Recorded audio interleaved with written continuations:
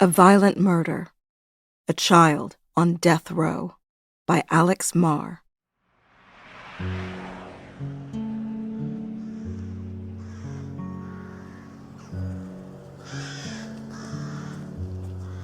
In the spring of 1985, Paula Cooper was 15 and on her lunch break at Lew Wallace High School in Gary, Indiana. She and her friends Karen and April decided to skip their afternoon classes and head over to Candyland Arcade around the corner. Paula had been at Lew Wallace for just a few weeks. It was her fourth high school. There were few constants in her life. When she and her sister were 9 and 12, their mother loaded them into the back seat of the car, closed the garage door, and turned on the ignition. Her intention was to end their lives, the three of them together. In the event, she had a change of heart. They all survived. But that day had changed everything. After that, Paula and her sister Rhonda had begun leaving home in the middle of the night. They earned a record with local authorities as chronic runaways. Their mother drank heavily, and their father beat them hard at the slightest offense. The girls had pleaded with social workers and police officers again and again to remove them from their home. They were shuttled between emergency shelters and foster care, but every situation was temporary. Every move ended with their return to that house. At 14 years old, Rhonda left for good. She had escaped to the home of her biological father in Illinois, leaving Paula without her one true ally. Alone with her parents, Paula became the sole focus of her father's attention. Karen was Paula's best friend at school. At 16, Karen was a large girl, often out of breath. Everyone called her Pookie, maybe because of her sweet face. She had a child who was 3, and he mostly stayed at home with her godmother. April, too, was pregnant, though she could still hide it. The girls walked a few blocks down to the arcade, where they played games, talked to boys, bought sweets. Not much was happening. Everyone was growing bored. April invited along a younger girl the others didn't really know, Denise, who was 14 in her first year at the school. And together they walked to the house where April was living with her siblings, to sit on her porch and drink. Earlier in the week, the girls had robbed a neighbor, broken a window near the back door, slipped in, and come away with $90. But they'd spent most of that money. April mentioned an old woman who lived in the house just behind hers. "We could go over to her house," she said, "because she has a lot of money and jewelry and different things." The place the girls were talking about, the bright white house with the columns out front, was the home of Ruth Pelkey. April told them she was a Bible teacher, an elderly white woman, and that since her husband's death, she had lived alone. The key to getting into her house, April said, was to ask about Bible study. "You could scare the lady with this," she said to Paula, standing in the kitchen. She had pulled a butcher's knife out of a drawer. The blade was wide and 30 centimeters long. Paula slipped it inside her denim jacket. While April waited at home, Paula, Karen, and Denise crossed the alley behind the White House. They walked across the stretch of flat lawn and up the front steps. They passed between a pair of neatly tended ferns and crowded onto the porch. Karen rang the bell. After a long wait, Mrs. Pelkey opened the door. Mrs. Pelkey had grown up doing farm and factory work, but she was an elegant woman, her hair set in bright white curls. The look in her eyes was gentle and steady. She was only slightly shorter than Paula, but she looked so much smaller. She was someone's good grandmother, somebody's soft mother. "My auntie would like to know about Bible classes," Karen said, "when you all hold them." Mrs. Pelkey opened the screen door, and the girls stepped across the threshold. They entered the living room with its large fireplace. An ivy pattern covered the walls. The sofa was printed with leaves. Here and there hung small pictures of modest landscapes, a barn covered in snow. Paula carefully set her jacket down on the sofa. they trailed the old woman into the dining room, where there was a large table, a pump organ, and a writing desk. Mrs. Pelkey pulled a pen and pad out of the desk drawer. She would write down all they needed to know. She leaned over, and Paula came up from behind and knocked her down. Mrs. Pelkey landed seated on the carpet, legs splayed in front of her. The tips of her thick-soled shoes pointed toward the ceiling. Just within reach on the table was a glass paperweight. Paula picked it up and brought it down hard on the lady's head. For a moment, nothing moved, and then a rush of blood sprang from the woman's head. She did not stir. Paula looked down at her. She had never before laid someone so low. Paula would remember what came next like this: that suddenly, there on the tabletop was the knife, within reach, and she reached for it. Her movements were exaggerated now. She slashed at the lady, shouting, "Where's the money, bitch?" She shouted it again, then again, slashing at the woman's dress, growing more determined, cutting through skin. She climbed on top of her. From this vantage point, peering down at the lady's face, she saw Mrs. Pelkey's earrings, like silver buttons, and those dark freckles that old people get on their skin. A key deep inside Paula turned and caught, and she was set in motion. She stabbed the woman in her chest. Her hand came down more than 30 times before she stopped, leaving the blade in Mrs. Pelkey's stomach. Ruth Pelkey was pinned like a specimen to her dining room floor. She would soon be dead. The young girls were circling, stalking, moving through the house, overturning photos of Mrs. Pelkey's grandkids, and touching and tossing aside books and ornaments, family things. They took the key to her Plymouth, and a total of $10. These were children, like the hundreds of others who had passed through her house. That was why she had let them in.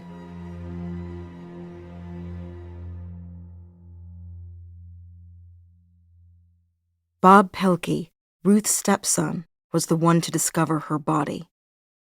After several unanswered calls, he had opened the door with the spare key. Minutes later, detectives began streaming in, and the White House on Adams Street became a public place. Bob stood outside, aimless, as cars continued to pull up, until someone told him there was nothing more for him to do, that they were sealing Ruth's home. The next day, Ruth's murder was on the front pages of the county's major papers. Bible teacher 77 murdered in her home was the lead story of the Gary Post-Tribune. Someone special killed, read the Times of Northwest Indiana. They wrote about the event as a robbery. Ruth's grandson, Bill Pelkey, was a steel worker. For 20 years, he had operated a crane high above a warehouse of the Bethlehem Steel Mill, from where a few thousand tons of fresh steel were shipped out every day. Alone at home, before his shift, he spread the papers across his kitchen table and clipped out each article one by one to memorialize what was happening and try to extract from it some kind of sense. Within days, all 4 suspects were in custody, and any chance of making sense of this crime or its motives was wiped out. They were girls, all of them, 14, 15, and 16 years old. The Lake County prosecutor, Jack Crawford, and his team visited Bob to discuss what the pursuit of justice might look like for the family. Crawford had been elected on a tough-on-crime platform. Indiana was one of 37 death penalty states, and a state that allowed for the execution of someone under 18. At the time, the minimum age for the death sentence in Indiana was 10 years old. Crawford was determined that the girls face the ultimate punishment, and he wanted the Pelkey's blessing. No prosecutor or politician wanted to see the victim's family complain in public later on. So he sat in Bob's living room, and he did what he usually did in a murder case. He let the family speak for a while about their anger, their sadness, their immediate needs. Then he talked about justice and process and laid out their options. And as always, he finished by saying, "Is there anyone here who is adamantly against my decision to seek the death sentence for the killer? I want to hear about it now." To a person, they were okay with going for death. In his experience, this was his 9th capital case. The victims' family members always signed off. Beginning in the late 1960s, a phrase came to dominate American politics: law and order. It was a weapon of Richard Nixon during the 1968 presidential campaign, and was wielded by Ronald Reagan throughout his administration. The term was tied to the idea that many of the country's problems stemmed from soft enforcement of the laws at every level of the system. Democrats and Republicans alike began vying to be seen as tough on crime by voters, and that attitude trickled down to prosecutors around the country. The number of prisoners on death row across the country continued to climb. Crawford had always been attuned to the way justice was shaped by public opinion. Over the course of what would be a decade as Lake County prosecutor, the Pelkey case came in his 7th year. He would push for the death sentence 22 times and would win 17, one of the highest death penalty conviction rates of a county prosecutor in Indiana history. But he was sensitive to his standing with black voters. He could imagine the political blowback of pursuing capital punishment for 4 black girls, and so he consulted some of the county's black ministers, whom he had made a point of meeting during his run for prosecutor, to gauge the mood of the community. No one Crawford spoke with had an objection. The act was too violent, and the victim a devout Christian woman, a Bible teacher. That fact alone seemed to transcend race, to evoke the need for an Old Testament form of justice. He called a press conference. That Friday afternoon, Crawford sat behind his large desk, a set of scales, his personal scales of justice, to his left, and about 20 of his favored reporters and TV journalists in attendance. He confirmed that the suspects in custody were teenagers, and that he had petitioned to have all 4 tried in adult court. But his most important announcement was that the state would pursue the death penalty for as many of the girls as possible. This, Crawford believed, would send a message. For certain crimes, even a young person must pay the highest price. After the arrests, Bob had returned to his mother's house. With everything photographed and cataloged by detectives, he was permitted to step inside. His niece joined him there. They were determined to restore order. Bill, his son, arrived to check on them between shifts at the steel mill. Like his father, Bill was sturdy and tall, a lifelong blue-collar worker. But his appearance, a thick bohemian head of hair and a full beard, hinted at the divide between him and his conservative Baptist family. Bill had once been a man with direction. He had studied hard and enrolled at a fundamentalist Baptist college with plans of becoming a pastor. And then he dropped out. He quickly discovered that he had no particular spiritual conviction. By the time of his grandmother's death, he was a man with bad credit, 1 divorce, 3 estranged children, and 2 disappointed parents. Out of all his family, his grandmother had never judged him. She had never turned away from him.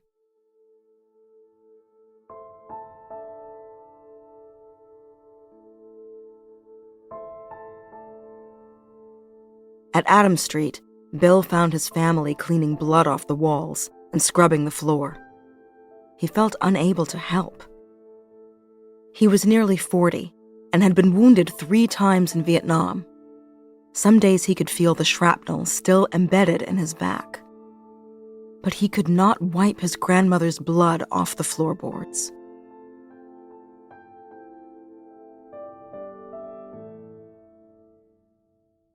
In the months to come, Karen, April, and Denise each received lengthy prison sentences for their role in the home invasion.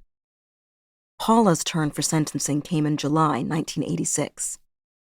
The county courthouse had rarely been so crowded. Reporters from Indiana papers and international news agencies packed the benches of Courtroom 3 for one reason: The chances were high that a teenage girl would be sentenced to death.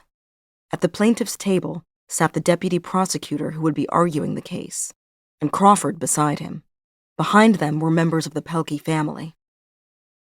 Across the aisle, the public defender awaited the arrival of his client. On the defense side were Paula's sister, Rhonda, and their grandfather, Abraham, who had long felt overwhelmed by the question of how to help the Cooper girls. Paula's parents were nowhere to be found.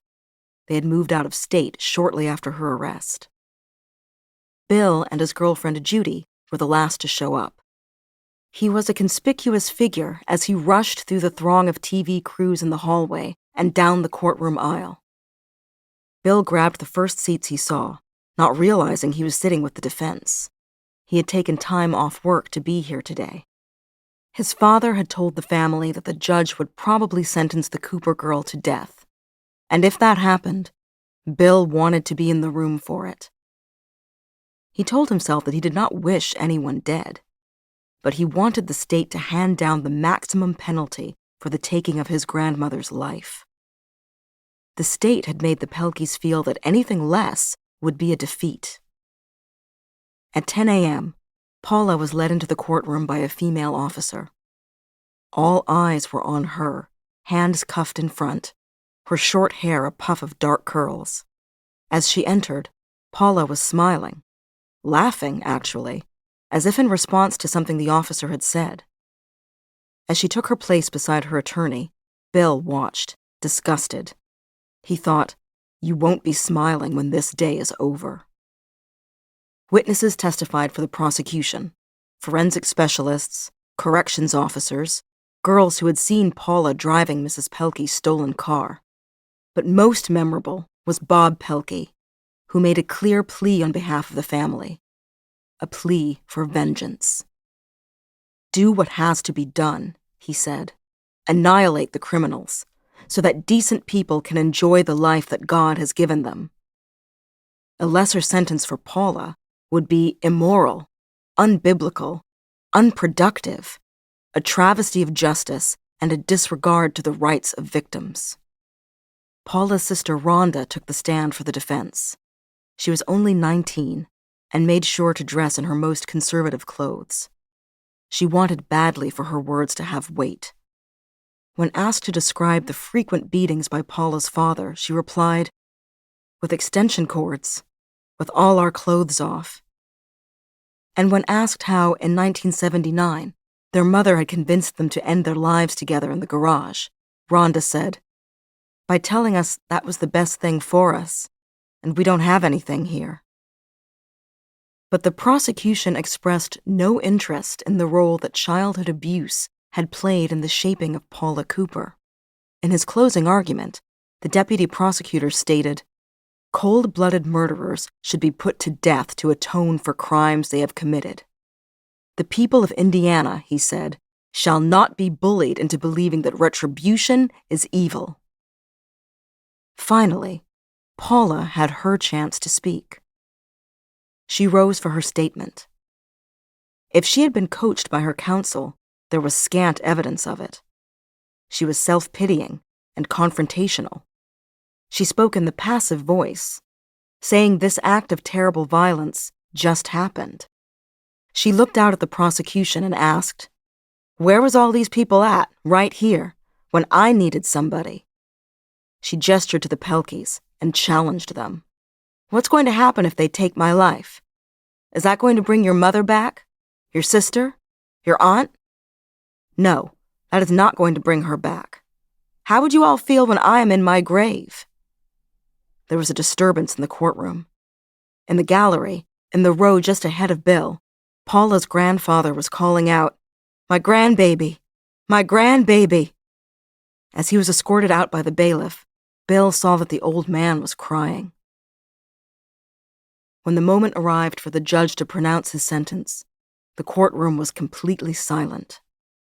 The judge, one reporter would later note, did not look Paula in the eye. "I am concerned about your background," he said. "I am concerned that you were born into a household where your father abused you. and your mother either participated or allowed it to happen. And those seem to be explanations, or some indication of why you may be the type of personality that you are. They are not excuses, however. You committed the act, and you must pay the penalty. The sentence he handed down was death.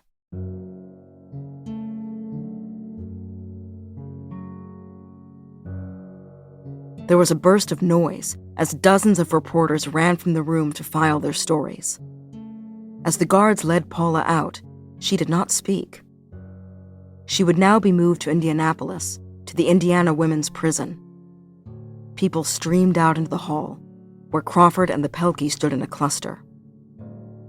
Someone shouted in their direction, "Are you satisfied now?" This was Rhonda, sobbing. They did not respond. Bob told reporters, "As far as I'm concerned, justice has been done."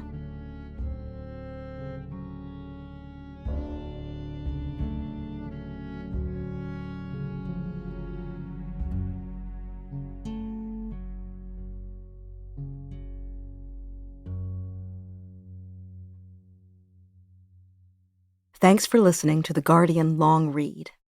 We'll be back after this. Welcome back to The Guardian Long Read.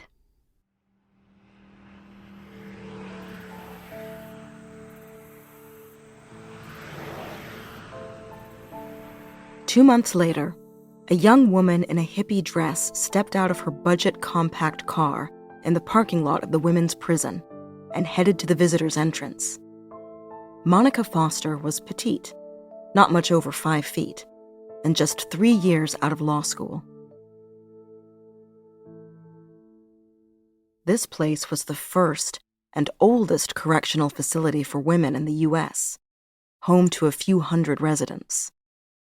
A tall chain-link fence ran the perimeter of the grounds, crowned with razor wire.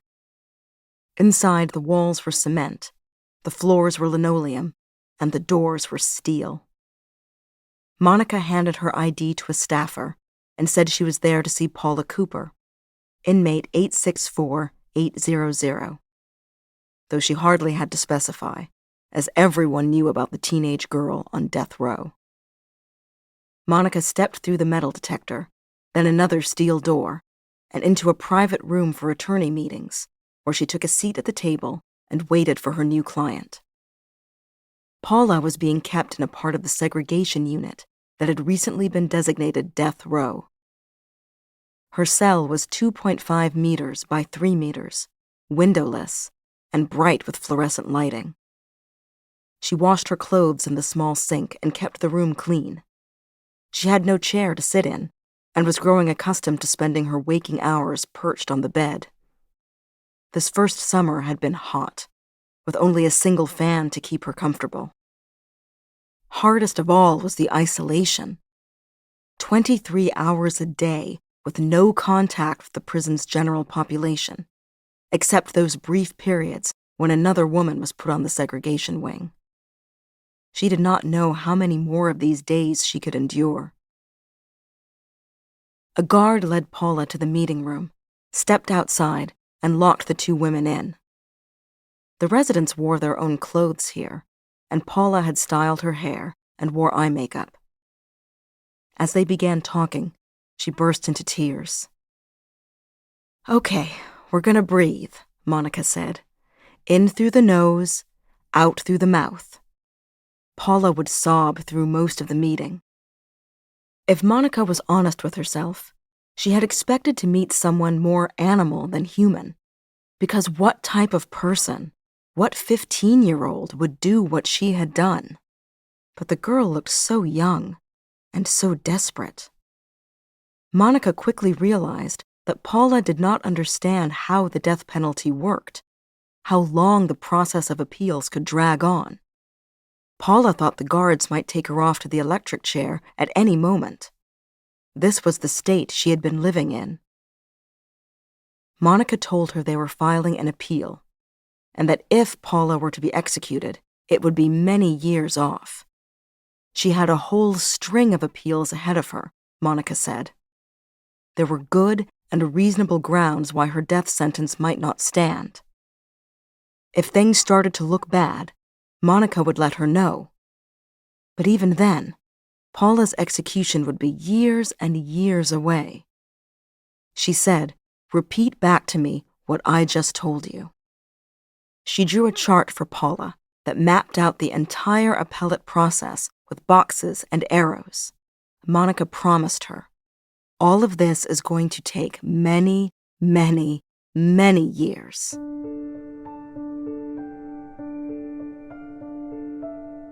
This finally calmed the girl down, but Monica could see that Paula was depressed, not only because of her immediate situation, but on a deeper level.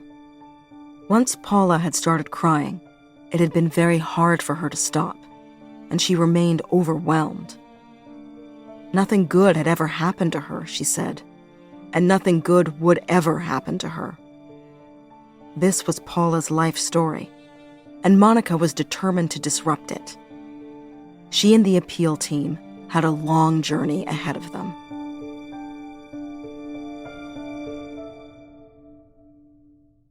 That November, Bill Pelkey sat in his crane, high above the warehouse at Bethlehem Steel.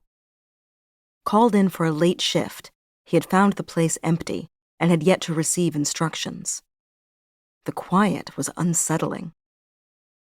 Bill began thinking about the state his life was in, a constant unraveling. Just weeks earlier, on top of everything else, his girlfriend had left him. He felt as if his insides had cracked open. Suspended above the dim warehouse, with its faint smell of sulfur, Bill began crying and could not stop. His mind turned to his grandmother, her absence. It had been 4 months since the last of those girls was sentenced. He pictured Paula, sitting in her cell, probably no bigger than this crane cab, her back up against the wall. In this image, she was crying just as he was, and she was asking aloud, "What have I done?" As low as he was in his current state, it occurred to Bill that the girl was far more alone than he would ever be. He thought of her sentencing, the only time he had attended court. Seeing Paula in person, he had been struck by how young she looked. Just turned 16. She was a girl. And immediately after her sentence was read, that man, the girl's grandfather, the only grown family that had shown up, he had lost it. And he remembered how a guard had escorted the old man down the aisle, right past Bill, still calling out about his baby, wretched. Paula had been let out next, the front of her prison smock darkened with her tears, her eyes darting from side to side, as if looking for the person who might appear at any moment to help her. A single photo of Bill's grandmother was used in the press around her death. It was cropped from a church portrait of the Pelkeys a few years previously, taken against a black backdrop. The men in off-the-rack suit jackets and wide ties, and the women in pretty feminine blouses, their hair done. Move in closer, and here was the familiar image. Ruth standing to the right, with a ring of soft, silvery white curls around her head, high cheekbones, a beatific half-smile. She wore cat's eye glasses and silver earrings the size of coat buttons. This was the photograph that had appeared in so many papers. And now in Bill's mind, the image transformed. His grandmother's eyes began to shine, and tears began to run down her cheeks. It seemed to Bill in this moment that Ruth's feelings were passed to him and flooded his chest, and he believed he understood. She was crying for that girl, and for the girl's grandfather. She would not have wanted him to suffer the knowledge that his grandchild would be buckled into the electric chair, and she would not want this girl to be killed in her name. For the first time, Bill believed it was possible that the girl did not know what she was doing when she killed Ruth, that she'd been out of her right mind, that a blind anger must have propelled her forward. And now his grandmother was calling on him to forgive her. At first, the revelation changed nothing about his instincts towards the girl. They remained cool and hard. Bill had decided that he needed to forgive her, to offer his compassion, but he had none to give. And he knew that if he could not access his store of empathy, then he would feel he had failed his grandmother. Bill began to pray, the way a desperate person forms words, unable to prevent them slipping from his lips. Eventually it came to him. If that girl was worth forgiving, if even his grandmother could feel compassion for her, then he must be too. Though he had, in his own way, messed things up beyond repair, Bill himself must be worth preserving.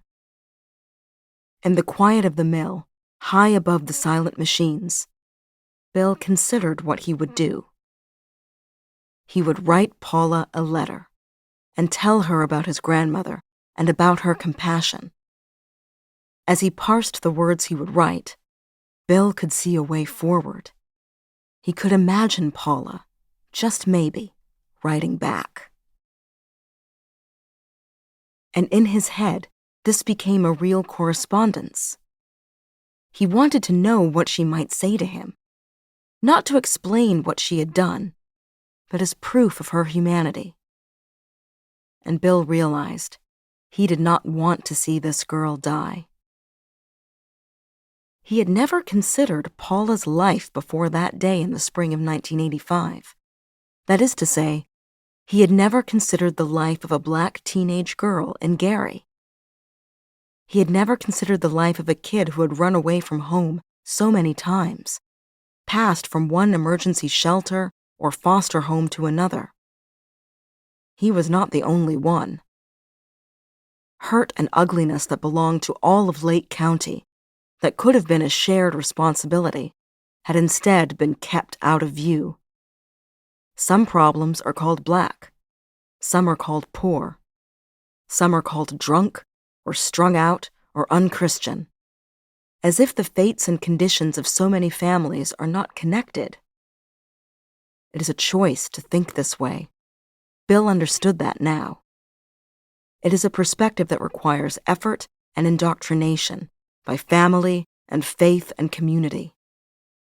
Bill had visited only a few of the 50 American states and had left the country exactly once, the year he was drafted into Vietnam. Otherwise, his life encompassed 2 abutting neighborhoods, where he slept and where he worked, and the modest number of family and friends who lived on that route. But the next morning, Bill acted on an impulse that would soon take him far outside the prescribed rhythm of his days. He sat up in the crane with an accordion of paper he had pulled from the office printer, the kind with the perforated edges, composing a letter in large, neat handwriting. He was not a man who wrote letters, and he was not sure what to say. He was writing to someone from a black neighborhood on the other side of town, to a 16-year-old girl, to the girl who killed his grandmother, who stabbed her repeatedly and left her to die. Printing carefully, all in caps, he wrote, "I forgive you."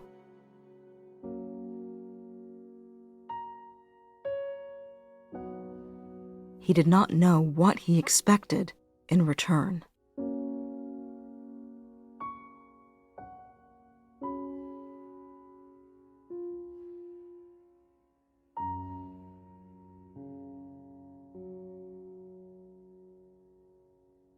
This was an edited extract from 70 x 7, a true story of murder and mercy, published by Bedford Square and available at guardianbookshop.co.uk. Written by Alex Marr, Read by Rachel Handshaw and produced by Jessica Beck. The executive producer was Ellie Bury. For more Guardian long reads in text and a selection in audio, go to theguardian.com/long read.